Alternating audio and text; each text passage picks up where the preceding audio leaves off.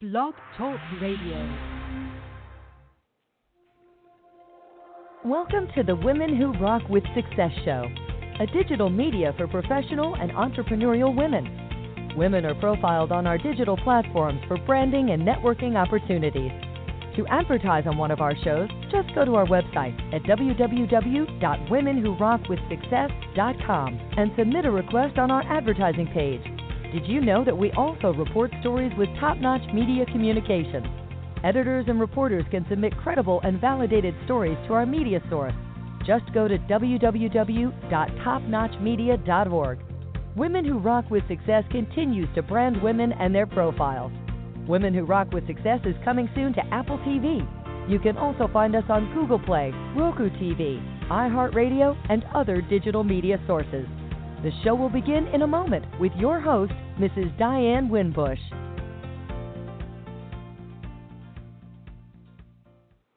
And good morning, and welcome to Women Who Rock with Success on this cool, sunny morning in the South. So as you know, first of all, I'm the host, Miss Diane Winbush, and so as you know that this month we're extending the brand for women as well as viewers in the areas of prison reform. This is a hot topic button that continues to embrace the United States, where individuals are just outrageously injustice. They are receiving sentences that does not apply to some cases or to some of the crimes that they may have committed, and we have had some expert attorneys all month long, as well as the latter month of September. So this is a pet peeve of mine, where we're interviewing women that are professionally targeted in this area to be able to provide resources and information to our listeners. And so today we have on the broadcast, it's none other than, drumroll, Miss Danielle McCormick. And so welcome to the show. Good morning. Hi, thank you for having me.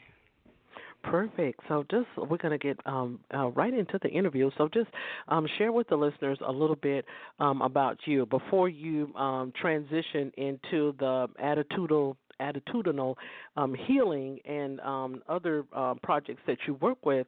Share a little bit about you before then as to what led you up to where you are now. Oh, wow. I don't know where to begin with this. I guess I'm originally from Ireland. I moved over to the Bay Area when the recession of 2008 hit. I joined a startup, and when I joined, I was like employee number 3, and I helped grow it to sort of like 270 employees. And so that was kind of like a busy Silicon Valley startup. But my main passion, which has been increasingly growing over the past few years, has been spirituality. And that's when I kind of came across attitudinal healing, who are working within prisons to try and reform the prisoners individually. Do you know what I mean? So they have like an individual transformation. And as part of my journey, which is probably why I'm connected with you today, I was going into the prisons and seeing their programs and seeing how they're working with prisoners to transform their lives. Absolutely. So let's dive into a little bit more about the attitudinal healing. What is the takeaways from what it is that you want the listeners, the viewers, and others that may come across your website, may come across your projects that you're doing? What are the takeaways that is about this platform? Okay, well, I think it's firstly to establish that I don't actually work for attitudinal healing. They're like a charity, and basically when I was working in my job in Silicon Valley and seeing all the issues around the world, in America, seeing things like mass shootings, addiction, kind of climate change, things like that, like a lot of issues were kind of coming up, and I was saying, I actually have like a master's in sustainable development, which is sort of looking at trying to resolve the world's issues. So I actually left my job in Silicon Valley, and I was like, I want to try and understand how we can save the world. And Attitudinal Healing was this organization that I knew were kind of working within prisons. And say, for example, the average recidivism in prisons, well, in particularly in California, is 67.5%. For anybody who's listening, recidivism, in case they don't know what it means that what percentage of prisoners come back. So when when prisoners leave the system, 67.5% return. But within the attitudinal healing groups, there's 0% recidivism. So when prisoners kind of reform individually and spiritually, they don't come back into the system. So that's why I was kind of fascinated by them, and I kind of wanted to go and see. I was actually traveling all around the world with my camera, trying to find like the good and trying to find like positive situations, because there's a lot of kind of like negative situations going on right now. So I'm like, okay, well, what are the solutions? So attitudinal healing was one of these programs that I'd heard about, and I'd heard that they were doing many interesting things. It's not just in prisons. They're working with they originally kind of came up in the 80s when AIDS was going on in San Francisco. And the founder, Jerry Dompolsky, I don't know if you remember the poster, it was like a little kid's drawing, and it said, please hug me, I can't give you AIDS. So they were kind of instrumental in helping people who were facing terminal illnesses. And say, for example, I met this girl, she was the first pregnant woman, heterosexual pregnant woman to be diagnosed with AIDS. And she started doing attitudinal healing, and she's still alive today, and she's like, I haven't even got a head cold. So following me meeting with her, then I kind of went into the prisons and was meeting with the prisoners, because it's just, for me, it's just kind of like, well, how can we heal all the problems that we have going on right now? And so attitudinal healing was this program that I was super interested in finding out more about, because I'd heard some interesting things. So what was the launching pad for that? What was the process that you had to, because, as I shared with one of the guests on the previous show, which was last week, you have organizations, they come in and they may, talk with them with biblical studies or certificates or what have you and things like that. And so there are organizations that desire to be able to get to that point as well, because sometimes me personally, feel that some are not doing enough, because we have to work more than just the Bible and Christianity, because we have to get on the inside of the offender, as well, to encourage that part. So what were some of the steps that you took in order to be able to launch this movement that you have, where you're able to be able to go inside of the prison and be able to see things and different views for offenders?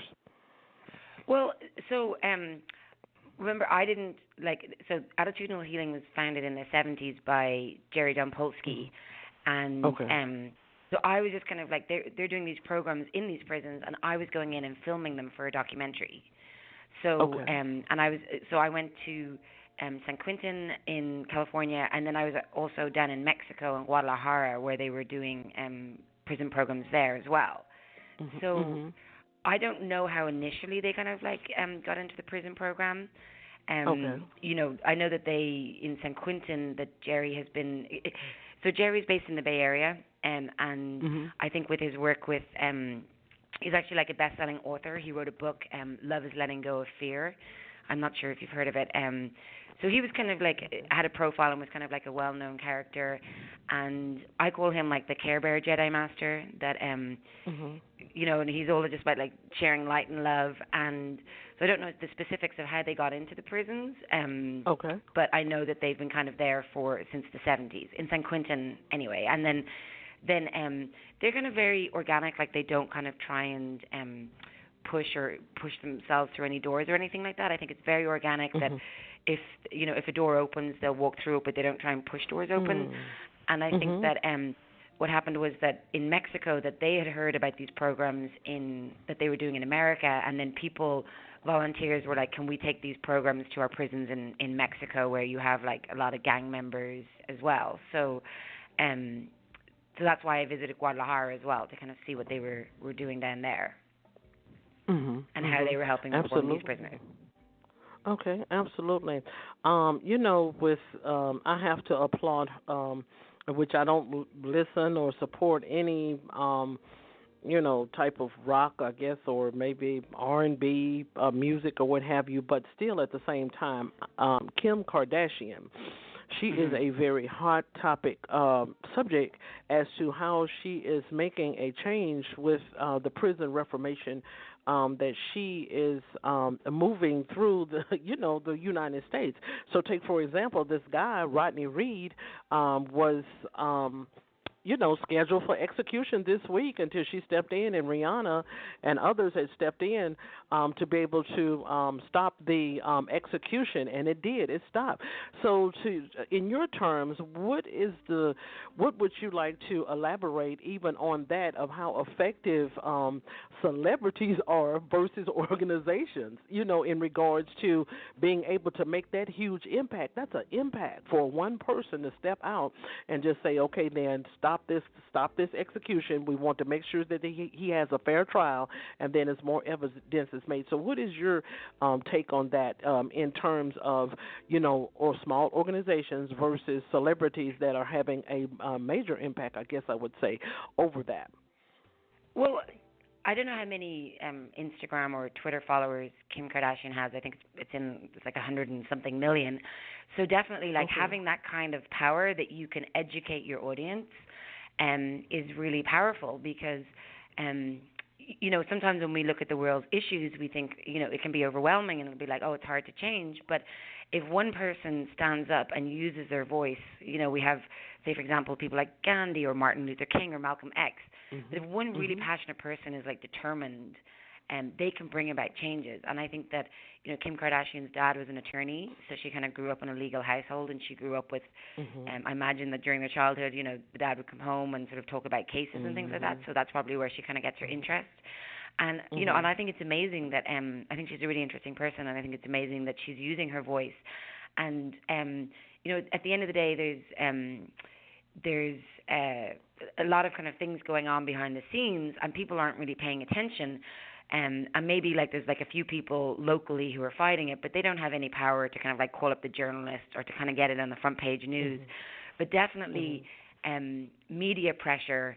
At the end of the day, politicians, they care about votes, and if people stand up and sort of they can, if a celebrity's got like 100 and something million followers, that they can use their power to put pressure on politicians to change, because then the public would just have this outcry. So I think it's amazing that people are using. It's always one of my, I like to say to people, is use their superpowers for good. So I think that Kim Kardashian was one of these people who's beginning to use her platform for good, and trying to use her voice and kind of more about like less about selfies and mascara and things like that, and which are that's fine, but she's also kind of beginning to educate people about issues that she's passionate about. That is awesome. I never thought of it like that. And I just don't know why I didn't. Never did think about it. It's the audience, and then it's also the politicians can be able to. I mean, politicians can be criticized. If it's a big outcry, and then it'll probably be a little feather in their cap as well. And that's, I think you're the first guest that have even touched on that subject with the last 4 or 5 guests that we have. That is very unique. I never would have thought of it like that. That a politician would say, well, I better just better sit down, because here come Kim Kardashian when she got about 2 or 3 million followers and things, and this can be a feather in my cap when I get ready to vote or get reelected. Wow, that is totally something. So we're going to back up a little bit. So since you shared with us in the studio today that you just work with attitudinal healing in the past. Okay, so we want to be able for you to be able to share with the listeners exactly where you are in prison reformation, or what it is that is your target and niche for your audience, and how that can be able to benefit the listeners on today. Well, so I don't know how to describe how I fit into it, but basically, I'm working on a movie, and I'm trying to, and I'm creating a social media platform, and basically it's how we can save the planet. because there's a lot of issues in America and around the world. Every 15 minutes, somebody in America kills themselves and commits suicide. There's 30 million alcoholics, and I think there's just as many people are killing themselves with, like Oxycontins and like the prescription drugs. Every few minutes somebody dies of an OD, and you have when it comes to prison. America, as I'm sure you already know, has the highest percentage of prisoners in the world. It's like 25%. I think it's something like 25% of all prisoners in the world are in prisons in America. So, and I'm kind of interested in how can the person who has been in the darkest situations or done the most darkest things turn their lives around, because for all of us, like, we all kind of like have issues, we've all got challenges, and they may lead us to kind of like addiction or negative behavior, and I'm going to focus. So I was like really interested in prisoners. When I was in Mexico, I got to kind of interview the prisoners, and these were little kids who were like 11 years of age who like joined gangs. And they had to like kill people. Like, one of the things for joining gangs is like you just have to find like a random person. Like, you're literally just walking down the street, get a random person, and then you have to kill them, in a really horrific, sadistic way in order to kind of prove that you're man and get into the gangs. So these were like little kids who had done like really, really kind of dark things, but these people had like completely transformed and kind of gone from the darkness into the light. And it's like, if you can find the most kind of like a prisoner who, if you heard what they'd done and you'd heard of their past, you'd be like, wow, this person, would be, how could they not be racked with guilt, or just, is there any hope for this person? But what attitudinal healing showed me was that there is hope, that even, the person who it doesn't matter what you've done or where you've come from, that you can always turn it around. And you can go from darkness to light, you can go from suffering to peace. And a lot of these prisoners, after they kind of reform themselves, they leave the prisons and they end up kind of going into the community and being really positive members of the community, and they stop other kids getting into gangs, and they even kind of go back into the prisoners and help reform the prisoners that are there to try and help them have inner healings. So that was kind of where I was interested in, is kind of like, as I was saying, I was traveling all over. I was, I kind of went to like addiction centers and was kind of trying to understand how people who are struggling with really bad addictions kind of turn their lives around. Just prisoners are kind of one of those things where it's like, some people are in prison because, through, they did something very minor, and because of the prison system in America, they end, the 3 strikes and you're out, or that they kind of are in prison for kind of maybe not like through no fault of their own. But some people are in prison because they have done bad things, or they've made some missteps in life. And I was just really interested to figure out, like, well, how can they turn it around? Because if they can do it, then anyone can do it. Do you know what I mean? If you get the most hardened prisoner, then whatever issues somebody else is kind of maybe going through, they might be able to look at it and say, geez, what's happened to me in my past? Because a lot of these prisoners, like, they've had like really dysfunctional childhoods. Like, there's that expression that hurt people hurt. So they've had like really some very upsetting things have happened to them in their childhood, and then it's kind of led them down this dark path that kind of like ended up in being incarcerated. And as I was saying, I'm just fascinated about how they could turn it around. Absolutely. So that would be good to be able to spotlight and showcase that in a movie format, in order to get more awareness about, because as one of the guests that was on the broadcast earlier this month, it's basically, and I have actually worked for a correctional facility for some years, and so does my husband. He works there at this time, but I no longer work for the prison institution. But it was basically the length of time that I was there, it was basically like a business. It's like, and I feel that, and of course a couple of other attorneys had shared on the podcast early in this month, that it's beneficial for the governments, for the politics to be able to come in with these outrageous sentencing to be able to keep is and it's not just African Americans. We're not just gonna target them. I think it's just several diversity of races, and so I guess that would be the next question or the next statement that I would like for you to be able to elaborate on as to the outrage. It's like an outrageous type of penalty that okay, so take for instance, let me share an example. This one individual, I think he was a three-timer, so of course the United States have, if it's three-time you're out, and so that's automatically a life sentence. So I think he got in trouble with distributing paraphernalia across the street or something in a school district. They gave this young man 100 years. And so it was due to the fact that the judge had lost a daughter to OD, to I don't know what it was, the substance abuse that she was on. And so it's like everybody that comes in there with that sells any type of substance abuse, the judge would give them a term. It just would reflect back to his daughter being dead and overdosed with those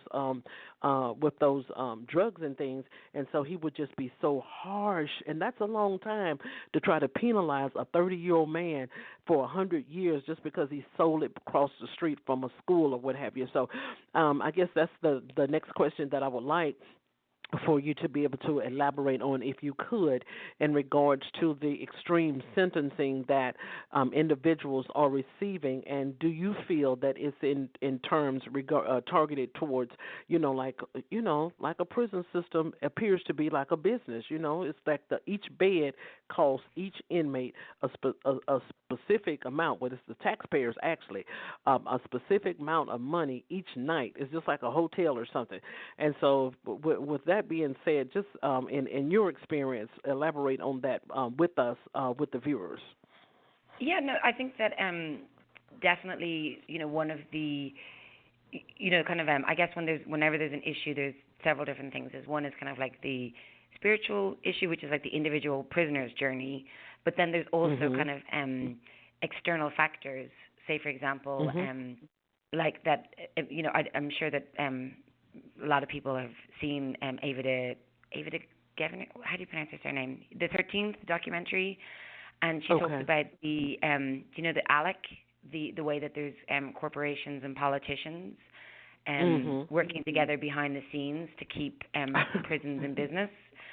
And that it has become a business. And I think that, one of the things that's happened in America today is that there's corruption, and there's the expression, the rich are getting richer and the poor are getting poorer, and we see that there's a lot of billionaires and these big corporations, and it's like, well, how did they get into business? And while the average American is kind of like working in a low-paid job, and they're kind of working 50 hours a week, and then there's billionaires at the top. And the reason that there's billionaires at the top is because there are these kind of like secret member groups where these predominantly, I haven't heard of any African American males be part of these, but there's like white men kind of coming together, and politicians and corporations, and behind the scenes doing deals that keep them in power. It's sort of like one of the things that the 13th raised is that like people have to pay like $20 for a phone call. It's like why are the prisoners paying $20 for a phone call? And it's like, well, who, nowadays, like, with iPhones and with Wi-Fi, like, phone calls are free. And it's like, it doesn't cost a prison $20. I think it's like $20 a minute or something ridiculous. It's like, but who's getting that money? You know what I mean? And it's like, because someone behind the scenes has done a deal.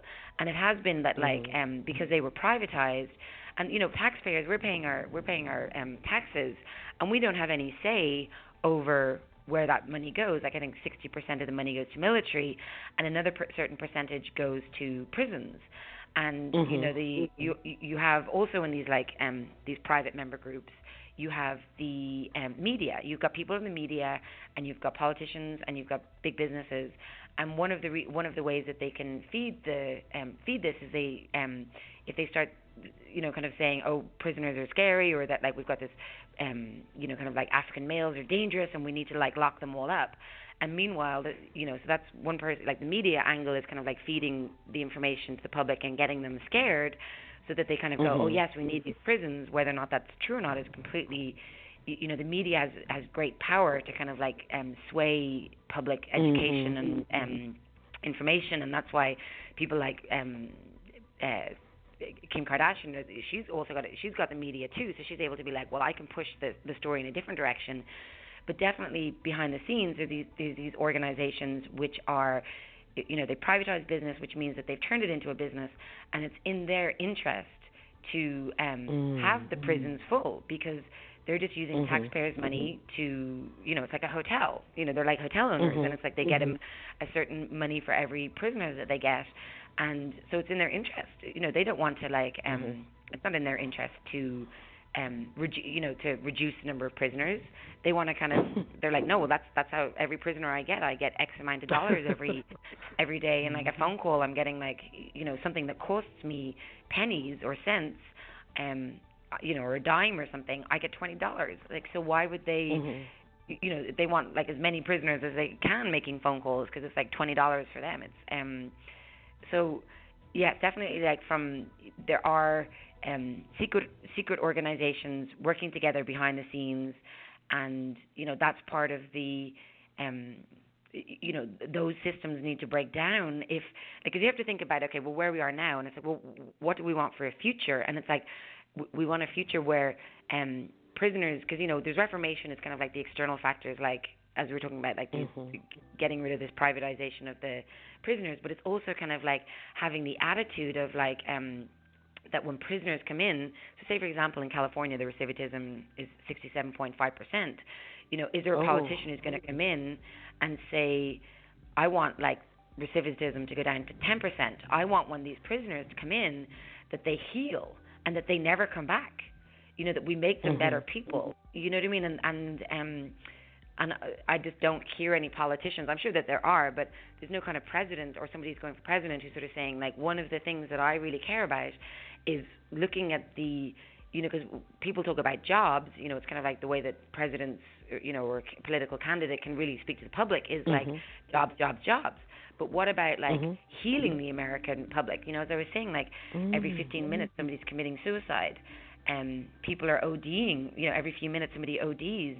We've got people are like 50% of all marriages are ending in divorce. Like people are hurting in America, and one of the things that like a byproduct of that is people end up in prisons because they're men who are angry, and they don't know how to get jobs for themselves or how to like earn good money. They've come from dysfunctional homes, and for that reason they end up in prison. Because maybe they've got an addiction that they've got to need to fill, or that they don't have enough. They don't know how to earn money for themselves, so they steal, or whatever. Or they kind of like go into kind of crime, they get into crime because they're trying to make money.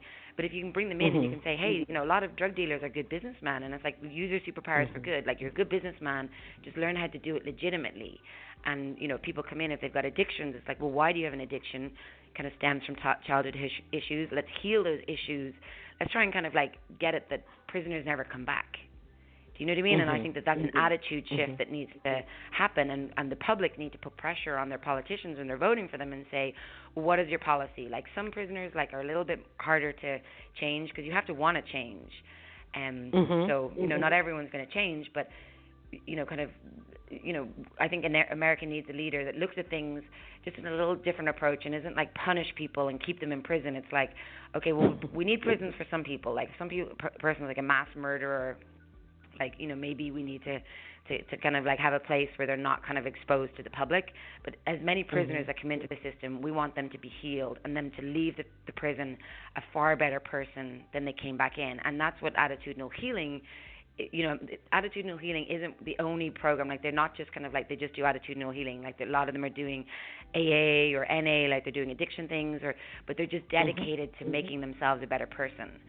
And that's why when they leave, they don't come back. So I think it's just sort of like an attitude shift of saying we need to make our prisoners, healing. Like, look at them as human beings and say, let's heal their hurt and give them the tools that they can go back into society and be better people. Absolutely. So that's what Reformation is. Absolutely, absolutely. I totally agree. And so this next question, we got a couple more questions before we get ready to close out. And so recently, I think it was about a couple of months ago, Dateline anchorman Lester Holt had went into the prison of Angola, and that's in the state of Mississippi. I think they have some of the worst correctional facilities as to how they're set up and what have you. And so one of the oldest prisoners that is on. I guess he's, I don't know, life or what have you, and they just denied his parole, if I'm not mistaken, again.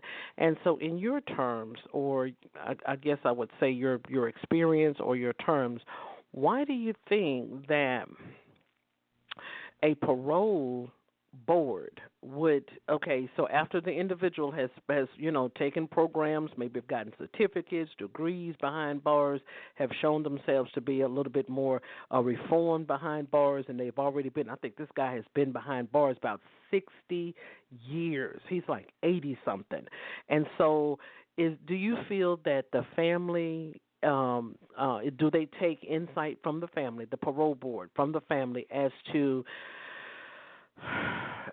determining whether the person should be released or not or what have you? Do they look at their record? Do they look at their report card the whole time that they have been incarcerated? What is it? Because, I could not, even the reporter for Dateline, in which he's on NBC Nightly News as well, Lester Holt, he just, he cried. He cried. One of the older guys had died while he was there filming. He wanted to know what it felt like to be behind bars, and I think he stayed behind bars like 3 nights or something like that.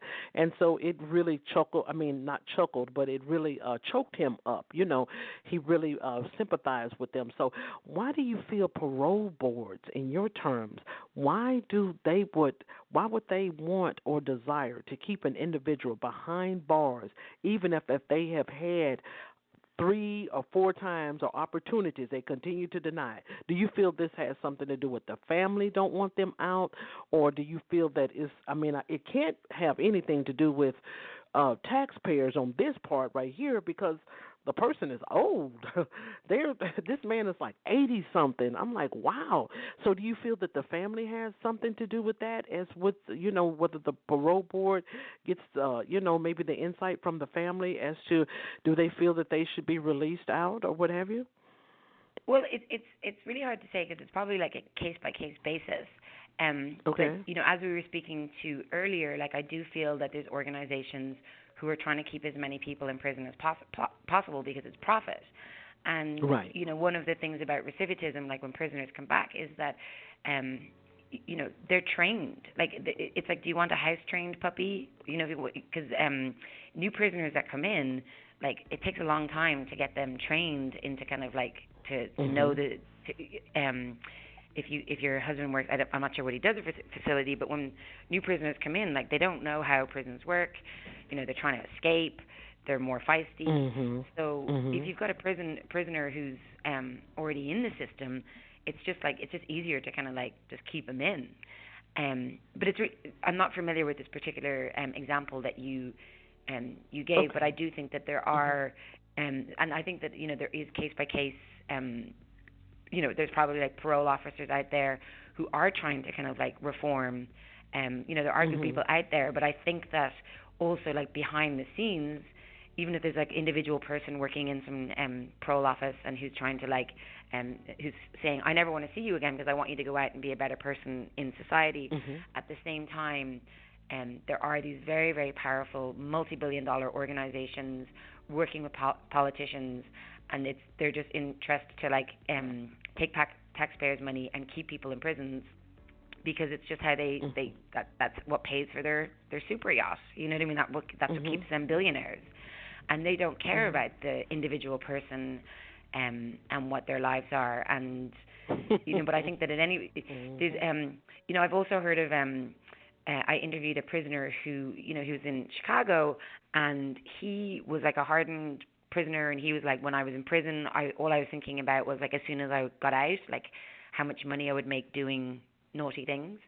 And he was like figuring out like crime schemes, but he actually like had an instant enlightenment. And he just completely changed, and the prison were like, this is a completely different person.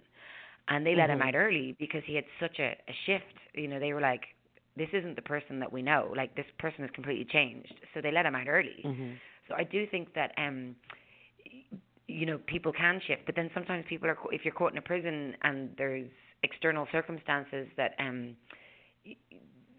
like if, as you were saying, if there's a parole officer who has that power and he can't, and he's just like, no, you need to stay in, there's really not that much you can do unless maybe someone like Kim Kardashian comes to the rescue and helps you get out. But I think that for me, it's just like an attitude shift of like seeing people as changing it from like, how do we keep, or trying to have as many people in prison, to kind of like, well, how do we reform people and keep them out and have a better society?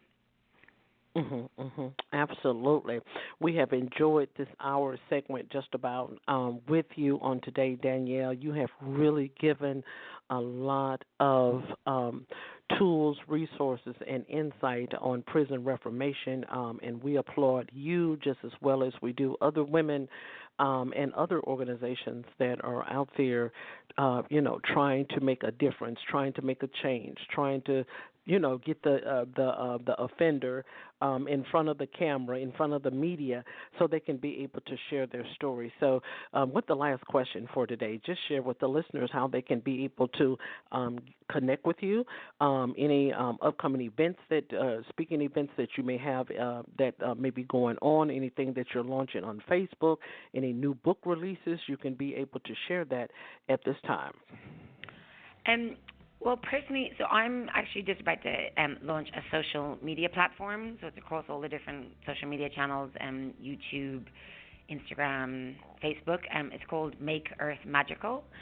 So I'm trying to give tips and tricks on how we can make the planet a better place individually, and then, kind of like internally, and then sort of like externally, like things like school shootings and climate change. And then if anybody's interested in attitudinal healing, this program that's going on in the prisons, their website is www.ahinternational.org, and I think that if you go onto YouTube and you look for attitudinal healing prison video, you'll be able to see a video that I did in the prisons in Mexico, kind of talking about how the prison is reformed. But I don't have any speaking things or anything like that. I think if you I'm putting up a lot of like interviews with spiritual leaders and thought leaders and things like that on Make Earth Magical. So any channel, if you look for Make Earth Magical, hopefully you'll be able to find it. Absolutely. We thank you so much for being our guest today on Women Who Rock with Success. And thank you for taking the opportunity for being with us. Yes, you are welcome. So women, for all upcoming events and who's going to be next on the podcast, you can go to our website at www.womenwhorockwithsuccess.com. You can also check with us on our Facebook page, facebook.com/Women Who Rock with Success, and also take advantage of the new music station that we have for you as a listener on our website. So you can be able to find that on WomenWhoRockWithSuccess.com as well. So until next time, you be encouraged. Thank you, Danielle. Thank you so much. Have a magical day. Bye.